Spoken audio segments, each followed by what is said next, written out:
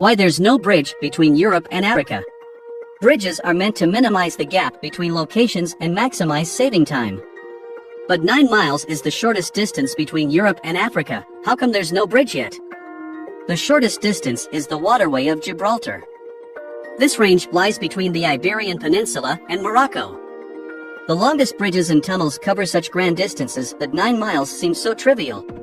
The longest bridge in the world connects Danyang and Kunshan in China, and is freaking 102 miles long.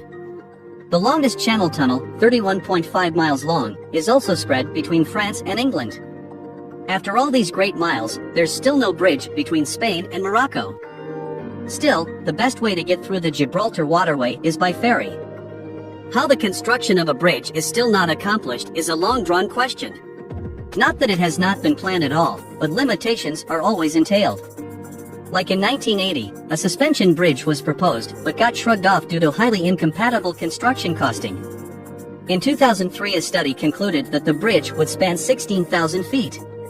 The world's longest bridge has just 2,000 pillars with a length of 260 feet. But this bridge would need the towers to be 3,000 feet tall. So again, the possibility was dismissed. Next up came the proposition of a floating bridge. The segments would have to associate with a little island in the center to form the bridge. As fascinating as it sounds, the billions of costs required have postponed the plan forever. The next plan was for an undersea tunnel. Spain even proposed the construction of a tunnel back in 1930. But the architects found the stone to be too hard. The technology available before the war made it impossible to drill a tunnel through it. The issue went so far as to the signing of an agreement between Spain and Morocco in 2009. Hence, new seabed experiments began, and the architects inferred the tunnel to be 24 miles long. All this led to the same old reference to the strait's narrowest point of 9 miles. But at this point, the water is 3,000 feet deep, and a little towards its west is the purported Cameronal Sill, where the tectonic plates of Europe and Africa meet. It is also around 1,000 feet deep, and the Chanel Passage runs submerged for 23.5 miles. This led to the conclusion that the passage of 24 miles was not out of reach. But not being built even after a decade leads to serious problems like financing. 8 colossal drills are required to be designed to drill the passage, and each one is assessed to be $40 million. Neither of the countries can afford that much of the cost.